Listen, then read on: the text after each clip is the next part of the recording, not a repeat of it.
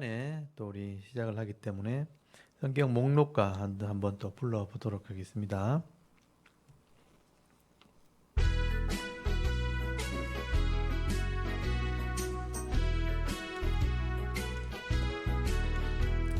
창세기 출애굽기래 위기 민수기 신명기 여호수아 사사기 룻기 사무엘 상하 열왕기 상하 역대상하 에스라 느헤미야 에스더 욥기 시편 잠언 전도서 아가 이사야 예레미야 에가 에스겔 다니엘 오세야 요엘 아모스 오바다 요나 미가 나오마 박스바냐 아케스 다랴 말라기 마테 마가 누가 요한 사도행전 로마서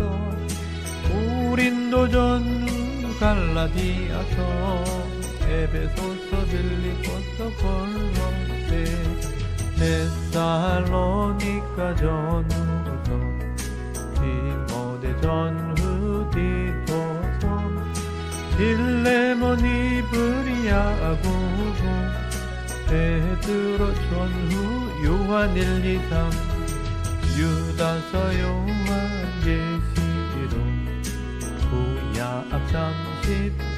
39권에다 신약 27권으로 성경은 66권이라. 아멘. 네. 우리 이제 3월달부터 샤론 성경 강좌를 이제 개강을 하고 지난번에 배웠던 사도행전 중에 로마서를 지금 하고 있거든요. 로마서를 이어서 계속 강좌를 하도록 하겠습니다. 지난번에 우리가 로마서 1장까지 했었습니다. 고린도 전후서를 다 배우고 바울의 그 3차 전도 여행 때 고린도 교회 문제를 해결하고 난 뒤에 예루살렘 교회에 연보를 거두기 위해서 그 에베소 지역과 그 다음에 빌립보가 있는 마게도니아 지역, 그 다음에 이제 고린도가 있는 아가야 지역에 연보를 거두기 위해서 바울이 행로를 움직이게 되죠. 그래서 에베소에서 두란노 서원에서 말씀을 가르치다가 제자들을 양육하고 난 뒤에 에베소를 떠나서 마게도냐를 거쳐서 고린도에 가게 됩니다. 이게 이제 3차 전도 여행 중에 있었던 일이에요. 기억납니까? 까마득하죠. 제가 지도를 좀 보여드리겠습니다. 그래서 지도를 좀 보시면 바울이 1차 전도 여행은 이제 예수를 믿고 난 뒤에 변화를 받고 아시아 지역을 전도를 했다면 2차 전도 여행은 아시아 지역을 전도하러 갔었는데 복음을 전했던 그 1차 전도했던 지역을 가려고 했었는데 성령이 바울을 이렇게 이끌어서 유럽으로 건너가게 되죠. 그게 2차 전도여행입니다. 그래서 빌립보 교회가 생기고 데살로니가 교회, 베레아 교회, 그 다음에 고린도 교회까지 이제 개척을 하고 난 뒤에 나중에 에베소에 들렀다가 내가 다시 오겠다 하고 돌아가게 되죠. 그게 2차 전도여행이고 3차 전도여행 때는 그 같이 처음에 1차 전도여행 했던 바나바하고 다투는 바람에 바나바하고는 가지 않게 되고 따로 움직이게 되죠. 2차 전도여행 때부터 그렇게 됐죠. 그리고 이제 바울은 3차 전도여행 때는 에베소를 바로 가겠다고 이제 약속을 했기 때문에 에베소를 바로 가게 됩니다. 그게 3차 전도여행 출발이죠. 그래서 지도를 보시면 이제 3차 전도여행의 지도가 나오는데 여기 바울이 에베소를 가려고 할 때 이제 고린도 교회에 아볼로라는 사람이 지도자로 가게 되는 사건이 앞에 먼저 나옵니다. 그게 이제 사도행전에 기록이 되어 있는데 이 아볼로가 알렉산드리아 출신인데 에베소에 갔다가 브리스길라 아굴라 부부를 만나가지고 고린도 교회에 추천을 하게 되죠. 그래서 고린도 교회에 가서 사역자가 됩니다. 그래서 아볼로가 바울 다음에 고린도 교회 사역자가 되었다 하면서 바울이 에베소를 가게 되는 사건이 연결되어집니다. 그래서 고린도 교회가 문제가 생기게 되죠. 그리고 나서 바울은 안디옥에서 다시 출발해서 에베소로 바로 가게 되고 여기서 3년 동안 머물면서 제자를 양육하게 되는 일을 하게 됩니다. 근데 이게 굉장히 중요한 거예요. 3차 전도 여행이 되었을 때 3차쯤 되니까 바울이 1차 전도 여행에 복음을 전했던 지역이나 아시아 지역이나 2차 전도 여행에 복음을 전했던 유럽 지역이나 복음을 전했어요. 죄인들이 구원받을 수 있도록 예수를 믿으면 속죄가 일어나고 하나님을 믿고 말씀을 순종하면 복을 받는다. 복음을 전했는데 하나님 말씀을 계속 가르치지 않게 되니까 금방 변질되는 게 교회의 속성입니다. 그래서 바울이 이 복음만 전해서 되는 게 아니고 하나님의 말씀, 그 당시에는 구약 성경밖에 없었습니다. 신약 성경 자체가 없을 때예요. 구약 성경을 통해서 하나님에 대해서, 하나님의 구원 계획에 대해서, 하나님의 이 약속에 대해서 다시 가르치고 이것을 가르칠 수 있는 지도자를 세워야 되겠다는 생각을 하게 된 거예요. 교회를 세우기도 하겠지만 교회에 제자들이 더 필요하다. 지도자가 더 필요하다. 그래서 이제 3년이라는 기간 동안 에베소에서 두란노 서원에서 말씀을 가르치는 사역을 하게 됩니다. 이게 이제 교회의 사명이죠. 그래서 이 3년 동안 사역하면서 성경 말고 또 이 성경을 정리할 이방인에게 전할 교리 또는 신앙의 어떤 모본이 필요할 거 아니에요. 그게 로마서가 된 겁니다. 로마서가 정리가 된 거죠. 예수 그리스도의 복음이 무엇인가. 그래서 바울은 이 에베소에서 고린도 교회가 문제가 생겼다는 걸 알고 아볼로가 들어가서 말씀을 가르치다가 파가 생기고 문제가 생겼을 때 여러 가지 이단이 들어가고 거짓 교사가 들어갔을 때 그 해결하기 위해서 고린도 전서를 쓰고 고린도 후서를 쓰잖아요. 그래서 고린도 전전서도 있었고 고린도 후서 다음에 다른 성경도 있었는데 그런 부분들은 남아있지 않고 고린도 전서와 고린도 후서만 남아있는데 그 안에 내용만 읽어봐도 고린도 교회가 굉장히 문제가 많았다는 것을 알 수 있죠. 그걸 해결하고 난 뒤에 예루살렘 교회가 어려움 당했다는 얘기를 듣고 연보를 거두는 일을 하게 됩니다. 그래서 바울이 이 에베소에서 넘어서 클릭을 한번 해주시면 좋겠네요. 에베소에서 마게도냐 지역 가서 예루살렘 교회를 위한 연보를 거두고 고린도까지 이제 내려가서 여기서 연보를 거두면서 3개월을 머물게 되었다고 성경에 기록이 되어 있죠. 사도행전에 보면 기록이 되어 있습니다. 3개월을 머물면서 남아있는 고린도 교회에 잘못된 거짓 교사들을 정리하고 가르친 일을 하면서 이제 연보를 예루살렘 교회에 전달하고 난 뒤에는 내가 로마를 가야 되겠다 하는 계획을 기록을 하게 됩니다. 그게 고린도 전서에도 고린도 후서에도 기록이 되어 있고 고린도 전서에도 기록되어 있고 그리고 로마서에도 기록이 되어 있습니다. 그래서 바울이 로마를 가기 위해서 거금의 연보를 거뒀기 때문에 배를 타려고 하다가 이게 어떻게 될지 모르니까 유대인들이 함께 있었기 때문에 육로를 택해서 돌아가는 일들을 하게 되는 거죠. 바울은 육로를 택해서 여기서 이제 거꾸로 돌아서 나중에 예루살렘 교회에 연보를 전달하게 되는 일을 하게 됩니다. 이런 일을 하고 로마를 이제 나중에 가게 되는데 예루살렘 교회에서 이제 죄인으로 몰려서 재판을 받고 난 뒤에 로마를 가게 되는 일이 벌어지는데 그 전에 여기서 고린도에서 로마서를 기록했다는 거예요. 그래서 로마서를 16장을 읽어보면 이 행로를 짐작할 수 있습니다. 고린도에서 이 연보를 전달하기 전에 로마서를 쓰게 되었다는 것이 기록이 되어 있고요. 그래서 그러면 이 로마서란 내용, 예수님이 복음이다, 죄인들을 구원하기 위한 하나님의 구원 계획이었다 하는 복음의 내용을 정리한 게 로마서인데 이 로마서가 이렇게 교리적으로 정리가 된 것은 결국 에베소에서 그렇게 정리할 수밖에 없는 겁니다.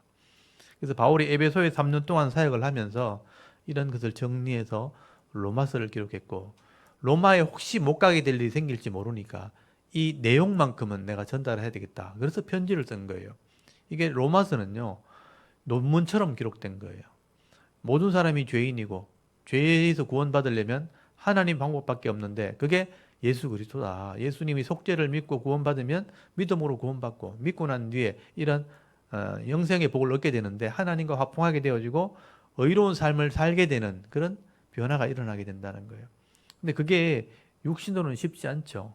영으로도 쉽지 않아요. 그래서 성령을 통해서 깨달아서 말씀을 행함으로 이 땅에서 구원받은 사람으로서의 복 있는 자를 삶을 살게 될 것이다. 그게 성도다.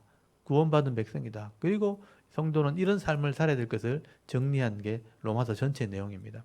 그래서 로마서를 읽어보면 바울의 신학의 핵심이 기록됐다고 보시면 되는 거예요. 그래서 이 고린도에서 로마서를 기록했다. 그래서 우리가 고린도 교회에서 이 로마서를 기록했던 사도행전을 읽으면서 그 로마서 내용을 지금 읽고 있는 겁니다. 그래서 로마서 내용은 1장에 제일 먼저 나오는 게 복음이 뭔가? 복음은 모든 사람에게 구원을 베푸시는 하나님의 능력이다. 그렇게 설명을 하죠. 그리고 이 복음을 설명하기 위해서 모든 사람이 죄인이라는 것을 먼저 증명하게 됩니다. 논증을 하게 되죠. 그래서 1장이 모든 사람이 죄인이라는 얘기를 하게 돼요. 그게 지난번에 강의했던 내용입니다. 그러니까 하나님을 아는 지식을 주었고 신앙심 또 하나님 믿는 믿음을 우리 마음속에 인간의 속성에 다 주었는데 양심의 법안에 다 주었는데 하나님을 잊어버리게 되어지고 하나님의 그 믿는 신앙을 사람의 모양이나 짐승의 모양으로 바꿔놓고 내 욕심을 채우는 우상으로 바꿔놨다. 하나님을 믿는 믿음을 버리고 우상을 믿는 믿음으로 변질되어진 것. 그게 불신자들의 죄라는 거예요. 그래서 그 속에 하나님의 마음, 하나님의 지식을 다 없애버리니까 정욕과 욕심대로 살도록 하나님께서 내버려 두니까 온갖 죄와 범죄와 악함으로 죽게 되는 영적으로 죽은 존재가 되었다. 죽을 수밖에 없는 그런 사형에 해당하는 사람들이 되었다. 그게 불신자의 죄를 얘기하는 겁니다. 그리고 이제 2장부터 6장까지 유대인들의 죄를 설명하면서 그래서 이방인이든 유대인은 모든 사람이 다 죄 아래 있을 수밖에 없다 하는 것을 논증하게 되는 거예요. 그래서 모든 사람이 죄인이기 때문에 구원을 받아야 영생을 얻게 되는 겁니다. 그 구원받는 방법이 바로 하나님이 허락해 놓으신 예수 그리스도의 속죄였다 하는 것을 이제 2장부터 3장부터 설명을 하게 되는 거예요. 그걸 오늘 제가 문제를 보면서 좀 설명을 드리도록 하겠습니다. 그게 지난번까지 강의였습니다. 그래서 오늘 제가 문제를 보시면 지난번 로마서 2장부터 6장까지를 설명을 드렸는데 그 내용을 제가 점검하면서 문제를 좀 냈습니다. 그 프린트물을 참고하시고 또 영상으로 듣는 분들은 제가 카톡 단톡방에 문제를 보내드렸으니까 보시면서 참고하시면 좋겠습니다. 그 1번에 보시면 바울은 로마서 1장에서 이방인들, 불신자들의 죄를 이야기했다면 로마서 2장에서는 유대인들의 죄에 대해서 설명을 하게 됩니다. 이 유대인들의 근본적인 죄는 무엇인가요? 유대인들은 자기는 하나님과 언약한 백성이라고 믿었던 거예요. 이방인은 다 불신자들이고 다 죽을 죄인이고 지옥 갈 사람들인데 우리는 하나님 백성이다. 왜냐하면 출애굽기에 보면 우리가 하나님과 언약한 민족이거든요. 근데 언약한 백성인 건 맞는데 이들이 죄가 뭐냐면 그 하나님 말씀을 가지고 이방인들을 판단해놓고 자기도 똑같은 일을 한다는 거예요. 그게 유대인의 죄입니다. 율법을 가지고 있다고 해놔놓고 율법을 범하는 죄를 짓고 있다는 거예요. 똑같은 죄를 짓고 있는 거예요. 불신자들은 자기가 죄인지 모르고 죄를 짓고 있고 유대인들은 죄인 줄 알면서도 죄를 짓고 있는 거예요. 그러니까 똑같은 죄인들이 될 수밖에 없다는 얘기를 하게 되는 것입니다. 그래서 여기 로마서 2장 1절과 22절을 읽어보시면요. 남을 판단하고도 똑같은 일을 행하는 사람. 율법을 지키라고 해놔놓고 율법을 범하는 죄를 짓고 있다. 그게 유대인들이다라고 설명을 하는 겁니다. 그리고 이번에 보시면요. 바울은 유대인들도 죄인이지만 유대인들의 유익이 하나 있다면 무엇이라고 말하나요? 유대인들이 죄인인데 유대인들이 잘한 것, 유익된 게 뭐냐면 율법을 보관했다는 거예요. 율법을 맡은 자. 그러니까 하나님이 이 모세를 통해서 율법을 제사장에게 전달했고 또 제사장들은 시대를 지나면서도 율법 학자들이나 서기관들이나 또는 바리새인들 이런 학자들을 통해서 율법을 그대로 복사를 해가지고 필사해서 보관을 했다는 거예요. 그 성실함 하나만큼은 칭찬할 만하다. 그게 유대인들의 특징입니다. 그 꼼꼼함, 성실함을 보시고 유대인들을 하나님 사용하신 거죠. 그래서 그 율법 하나하나 1.1획 틀리지 않게 계속 사본을 복사를 해서 계속 보관을 하고 이제 원본은 없애놓고 사본을 보관하고 또 이 원본을 없애놓고 또 사본을 보관하고 이렇게 하다가 제일 최종적으로 오랫동안 남아있는 사본이 뭐냐면 사해에서 굴에서 발견된 사본이 제일 오래된 거예요. 그게 구약 성경에 가장 오래된 사본이고 원본에 해당하는, 그러니까 원본과 똑같이 뺏긴 거니까 그 사의 사본이 지금 남아 있습니다. 목동들이 양을 치러 가다가 굴에서 돌 던지는 바람에 그게 항아리가 깨져서 그 안에 있는 두루마리 성경을 발견하게 되는데, 그게 가장 오래된 성경 사본입니다. 그래서 이것을 그대로 보관하는 그 일을 유대인들이 했다. 그건 하나 칭찬할 만하다. 근데 유대인들도 이 율법을 이해를 못했고 온전히 깨닫지 못했기 때문에 율법을 온전히 행하지는 못했다. 똑같은 죄인이다 하는 것을 성경이 얘기하는 겁니다. 그 다음에 3번에 보시면요, 바울은 유대인이나 헬라인이나 다 죄인이기 때문에 스스로 구원을 할 수 없다고 말씀합니다. 그런데 하나님께서 율법 외에 하나님의 한 의가 나타났다고 말씀합니다. 이 의는 누구를 말하는 것인가요? 그러니까 율법의 방법이 아닌 또 다른 의가 뭐냐면 옳음이란 뜻인데, 이게 하나님의 그 백성 또는 하나님의 사람을 얘기하는 거죠. 그 하나님의 의를, 옳음을 만들어낼 수 있는 한 사람을 보냈다. 그분이 누구냐? 예수 그리스도다. 그렇게 설명하는 겁니다. 율법으로 구원이 이루어지는 게 아니고요. 율법은 죄를 지적하는, 죄인인 것을 알게 하는 역할을 하는 겁니다. 그리고 하나님 믿고 나서 잘못되지 않도록 바로잡아주는 하나의 도구로 사용될 수 있는 게 율법이에요. 죄를 구별할 수 있는 방법을 가르쳐 준 게 율법입니다. 근데 이게 구원을 이루는 게 아니죠. 율법 외에 의가 나타났다는 거죠. 의롭게 할 수 있는 그게 나타났는데 그게 예수 그리스도다라고 설명하는 겁니다. 그 다음에 네 번째, 모든 사람이 죄를 범함으로 하나님의 영광에 이르지 못하게 되었지만 하나님께서 그리스도 안에 있는 무엇으로 값없이 의롭다 하심을 받게 되었다라고 말씀하나요. 여기 속량이란 말이 나와요. 속량. 값없이 예수 안에 있는 속량으로, 속량이란 말이 값을 지불했다라는 뜻이에요. 그러니까 죄에는 반드시 대가를 지불해야 됩니다. 그래서 생명을 내놓아야 되고 대가를 지불해야 되는데, 그 대가를 지불하고 생명을 내어놓는 일을 한 분이 예수님이에요. 그래서 그것을 성경적인 단어로 속량이라고 말을 씁니다. 죄값을 지불한다. 과거에는, 예수님이 오시기 전에는 짐승의 피를 가지고 이스라엘 백성들의 죄를 속량했습니다. 그게 유대인들의 방법이었어요. 근데 신약에서는 예수님이 속량하셨다. 죄값을 지불하는 역할을 하셨다라고 설명하는 것입니다. 그래서 속량으로 우리가 의롭게 될 수 있다 하는 법을 주신 겁니다. 그 다음에 5번에 보시면 하나님께서는 결국 죄인들이 예수를 믿음으로 의롭게 되었다라고 말씀하셨습니다. 그러므로 무슨 사람의 행위로 구원을 얻을 수 없고 믿음의 법으로 된다고 말씀합니다. 여기서 믿는다는 의미가 굉장히 중요한데요. 이 믿음의 의미는 무엇일까요? 그래서 속량은 하나님이 이루신 거죠. 예수님을 통해서 이루신 거잖아요. 그것을 내가 믿으면 되는데, 그러면 믿음의 법으로만 우리도 그 대가를 누릴 수 있는 거예요. 근데 그 믿음이란 의미가 뭐냐 하는 게 굉장히 중요한 거예요. 그래서 이 믿음이란 단어 안에는 하나님의 계획, 그리고 그 계획 속에 있는 예수님의 속죄, 그리고 이것을 기록한 말씀, 이 전체를 다 믿는 거예요.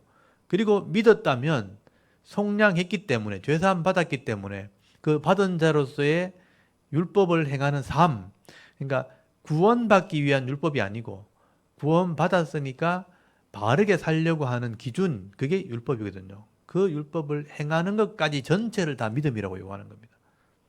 그래서 하나님께서 믿음의 법으로 구원받는다라고 할 때는 이런 하나님의 계획과 예수님의 속죄와 이 말씀, 그리고 말씀을 행하는 삶 전체를 다 행하는 것을 믿는다라고 표현해야 되는 거예요. 근데 그걸 하나를 떼어놓고 볼 수 있는 게 아니에요.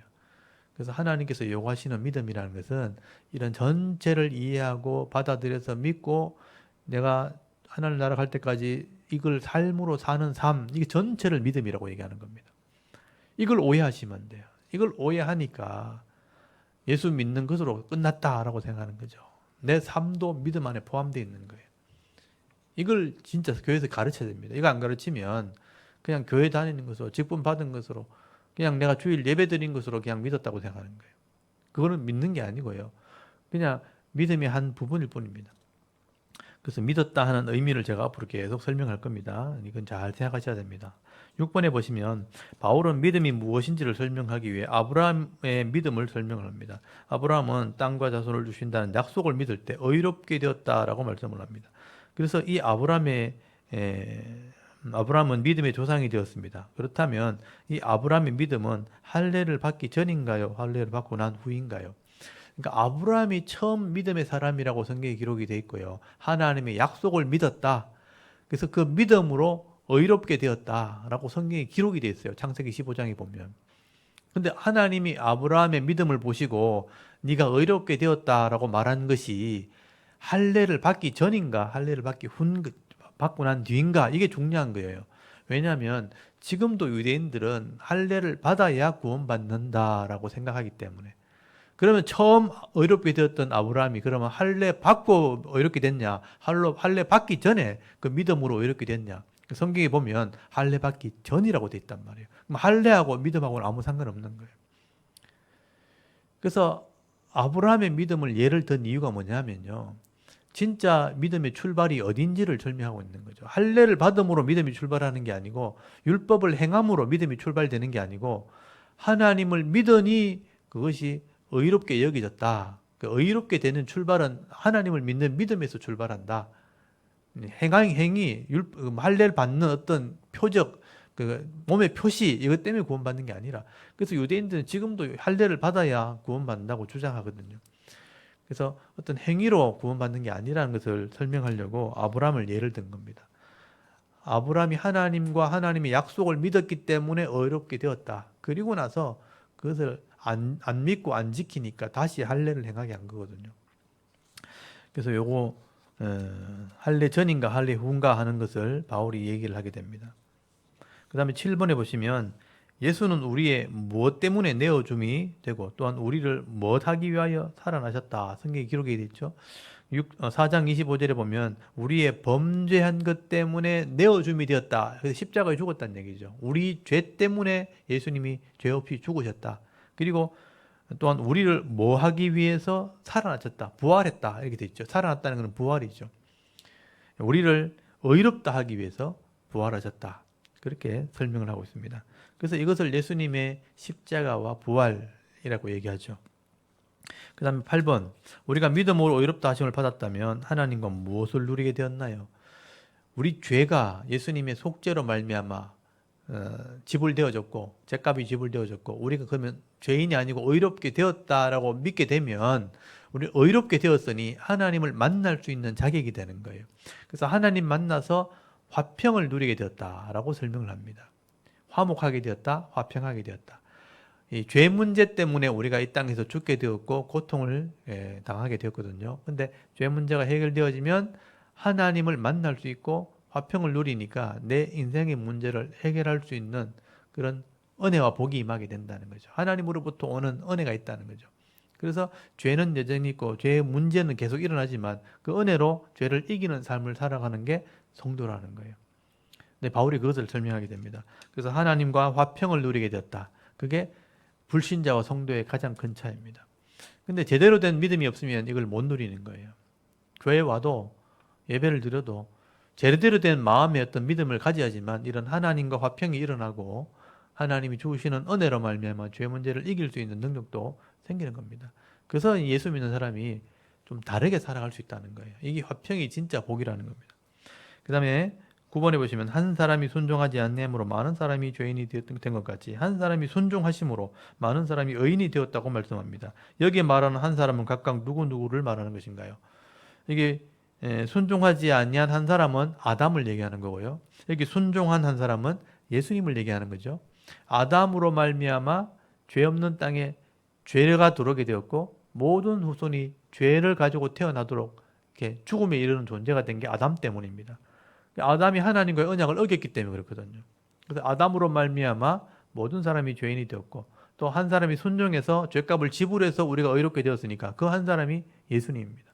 그래서 바울은 이걸 대표적으로 설명한 거죠. 아담과 예수님을 통해서 이 죄 문제와 해결하는 문제를 설명하게 되는 겁니다.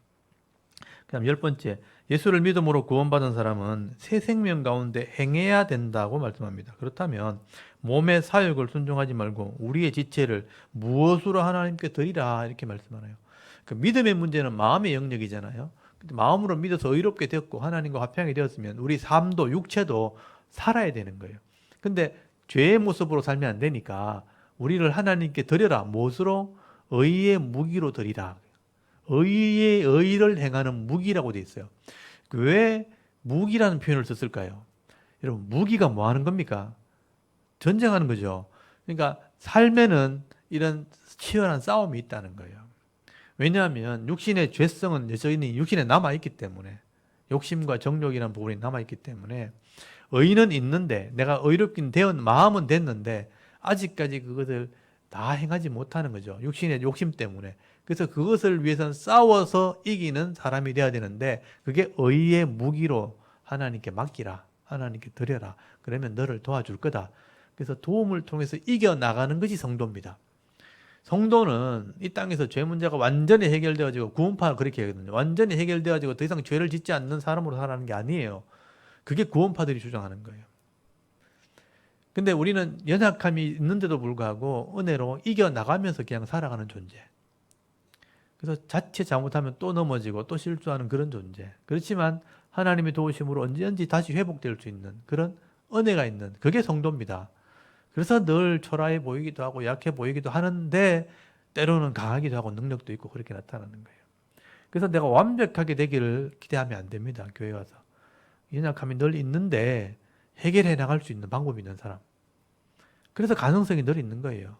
지독스럽게 악한 사람도, 지독스럽게 변하지 않는 사람도 이런 은혜가 있고 가능성이 있기 때문에 그 은혜를 누리면서 살아가는 겁니다. 그게 성도, 하나님 백성의 모습이다 하는 것을 기억하시면 좋겠습니다. 그 다음에 11번, 예수를 믿고 세례를 받은 자는 우리가 그의 죽으심과 합하여 세례를 받음으로 그와 함께 장사되었나니 이는 아버지의 영광으로 말미암아 그리스도를 죽은 자 가운데서 살리심과 같이 우리로 또한 어디에 무엇 가운데 행하게 하려 하심이라. 여기 새 생명이거든요. 근데 이 개념이 중요해요. 이거는 어떤 논리를 설명한 거예요. 우리가 예수 믿고 죄값을 지불했다는 것은 사실은 하나님의 법 안에서 진행되는 거거든요. 그걸 믿음으로 받아들일 때 마치 우리가 죄의 모습이 예수님이 죽으셨을 때 함께 죽은 거다. 그렇게 생각을 한다는 거예요. 그래서 세례를 받는 거예요. 세례는 하나의 내가 그렇게 했다는 것을 증거하는 하나의 행사식이거든요. 그래서 원래 요단강에 들어가가지고 물에 들어갔다가 나와야 되는 거예요. 죄는 죽었다. 물속에 들어가서 죽었다. 그리고 예수를 믿었으니 새롭게 거듭났다. 이걸 상징하는 거거든요. 그거를 실제로 일어난 사건이 눈에 보이지 않는 사건이지만 내가 물에 들어갔다 나오면서 그렇게 믿음으로 받아들이는 겁니다. 그래서 우리는 합동 측에서는 물에 들어갈 수는 없으니까, 침례교에서는 지금도 물에 들어가지만 물을 머리에 얹어가지고 그렇게 표현하는 거예요. 우리 옛사람, 죄의 모습은 죽었다. 죽었다는 게 땅에 묻었다는 뜻이에요. 땅에 묻었으니까 없어졌다. 그 죄의 속박은 없어졌고 이제 예수님으로 믿음으로 새로운 생명, 새로운 마음의 생명이 태어났으니 이제는 새로운 생명으로 살아가게 되었다. 그 새로운 생명은 하나님의 법을 따라가는 사람으로 살아야 된다라고 이야기하는 거예요. 그게 세례받은 자의 의식, 생각이라는 겁니다. 근데 그런 생각을 가지고 있는 게 우리의 믿음이 되는 거예요. 그 다음 12번째, 예수님의 죽으심은 죄에 대하여 단번에 죽으심이요 예수님의 살아계심은 하나님에 대하여 살아계심이니 이와 같이 너희도 너희 자신을 죄에 대해 죽은 자요 그리스도 예수 안에서 하나님에 대해 살아있는 자로 뭐하라. 이게 제가 생각할 때 굉장히 중요한, 이건 찾아보십시오. 6장 10절 11절 로마서 6장 10절 11절 끝에 보면 하나님에 대하여 살아있는 자로 여길지어다 하는 단어가 나와요. 여길지어다. 이게 굉장히 중요한 단어입니다. 실제로는 법적으로 이루어진 사건인데 내가 이것을 여겨라. 육신은 죄의 모습으로 죽었고 예수님이 부활하시는 것처럼 나도 새로운 생명으로 살아났다고 여겨라. 여기란 단어가 헬라에 보면 뭐라고 돼 있냐면요, 속으로 계산한다 이런 뜻이에요. 암산하는 거 있잖아요. 뭐 2, 3은 얼마 속으로 막 계산하잖아요. 내 마음속으로 생각하는 거.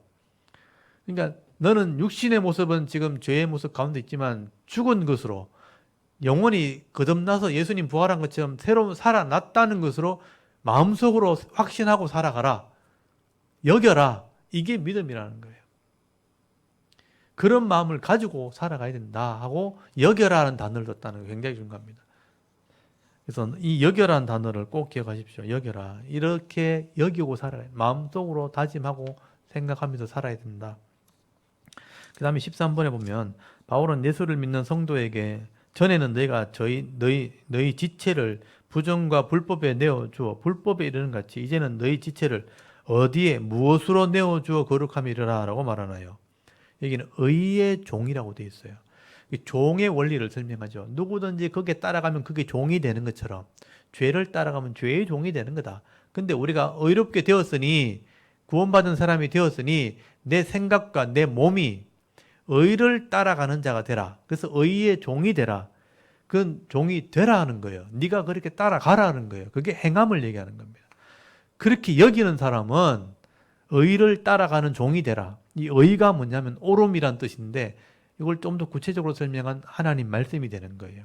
이 말씀이 나중에 성령을 통해서 우리 마음에 깨달아진다는 거예요.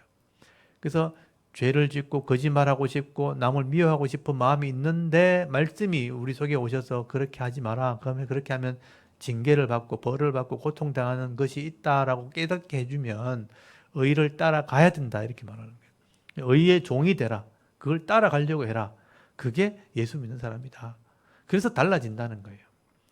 이게 작은 것이지만 그렇게 말씀을 계속 따라가다 보면 그게 성숙함이 되는 거예요. 성숙함. 그러니까 내 생각이 되고 내 삶이 되고 내 인격이 되는 겁니다. 그래서 예수 믿는 사람이 점점 좋아져야 되는 거죠. 처음에는 좀 미숙하고 여전히 죄도 짓고 거짓말도 하고 속이고 하다가도 나중에는 점점 그게 없어져야 돼요. 그러니까 나이가 들면 더 뻔뻔해지면 안 되고 더 거룩해지고 더 아름다워지고 더 성숙해져야 됩니다. 그게 예수 믿는 사람이에요. 그래서 하나님 말씀이 점점 알아질수록 더 명확해지고 더 천국에 가까운 사람으로 바뀌어야 되는 거예요. 세상 사람들은 하나님의 의가 없으니 믿음이 없으니 죄 가운데 욕심 가운데 그냥 자기 주관 가지고 살아가니까 시간이 지날수록 더 뻔뻔해지고 시간이 지날수록 더 악해지고 시간이 지날수록 더 자기를 감추기 위해서 가면을 쓰기 때문에 더 포악한 사람으로 살아갑니다. 그렇지만 예수 믿는 사람은 반대인 거죠. 내가 죄인 것을 자꾸 깨닫게 되고 그걸 자꾸 죽여서 나가니까 점점 거룩해지고 저 아름다워지고 세상 그런 악한 사람이 볼 때는 바보처럼 보일 수 있는 거예요. 그렇지만 하나님 보실 때는 그게 아름다운 겁니다. 그게 성숙함이고 그게 신앙이에요. 나중에 천국 가면 확실하게 드러나겠죠. 그래서 나중에 더 늙었을 때는요. 시간이 없어서 그렇게 못해요. 나중에 그렇게 성숙해 왔던 게 한만에 다 바뀔 수 없잖아요. 그래서 열 처녀의 비유 보면 나오잖아요. 네가 등은 있지만 기름이 없으니 사와라. 근데 시간이 없어요. 문은 닫혔어요. 마지막에 그렇게 되는 거예요.